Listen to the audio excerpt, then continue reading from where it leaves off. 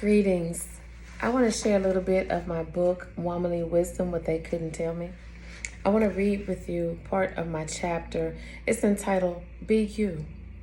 You can't be everything for everybody, so stop trying. Let's dig in. That's what I attempted to do. So many times, my family and friends had been there for me that I felt I would disappoint them if I could not return the favor. It was like a hole that was placed over my head, not by them, but by me. I could not say no. I could not let anyone down. If I was asked to do something, I made it happen. At times, it created a major struggle within myself, but I always defaulted to making sure their needs were met, neglecting my own. This is what I was used to. But how was this fulfilling my needs? For years, I had grown accustomed to helping others, being a middle child. I did not have the luxury of experiencing something novel. Everything I encountered was previously handled by my older brother or sister.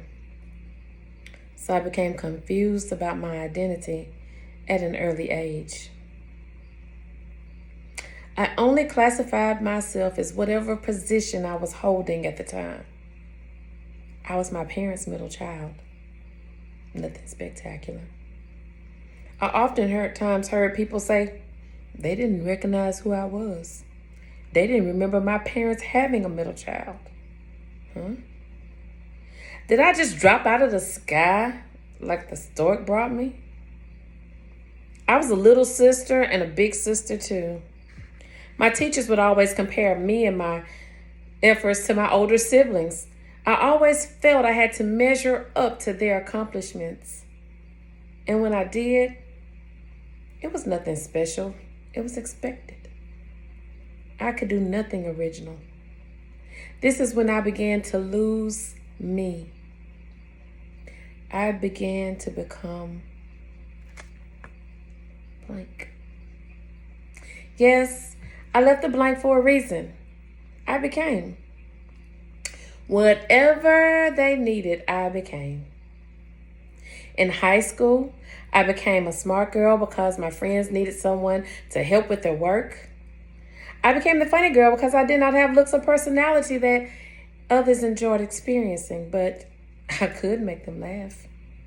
However, I was the punchline of my own jokes, poking fun at the obvious things others may have wanted to pick at me about but were afraid to. Some may see this as being cruel. Maybe it was. But who was it hurting? Me? Yes, me. But what difference did it make?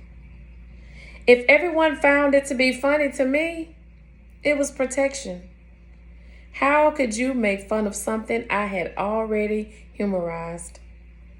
My pain, afflicted by myself, spared me the enormous pain that could be afflicted by others. Little did I realize how damaging this was to my self-esteem. Who did I have to blame? Dangerous territory.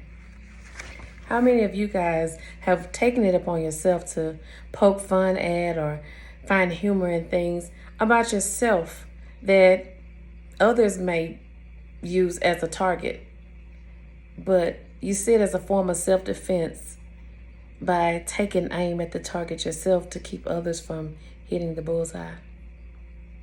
But what we don't realize is whether they're throwing the darts or we're throwing the darts, the bullseye is hit.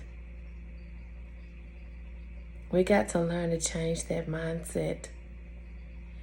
Harming yourself, talking about yourself, does not alleviate the pain. It just transfers it. And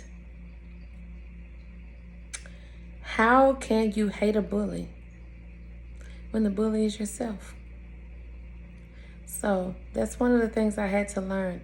In order to be me, I had to learn to appreciate me, to stop bullying myself at the expense of others. at the expense of my self-esteem.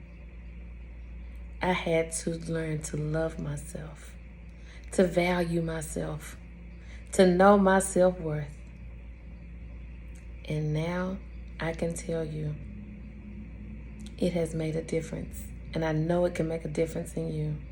So next time you try to criticize something about yourself that you think others may be looking at, let them look.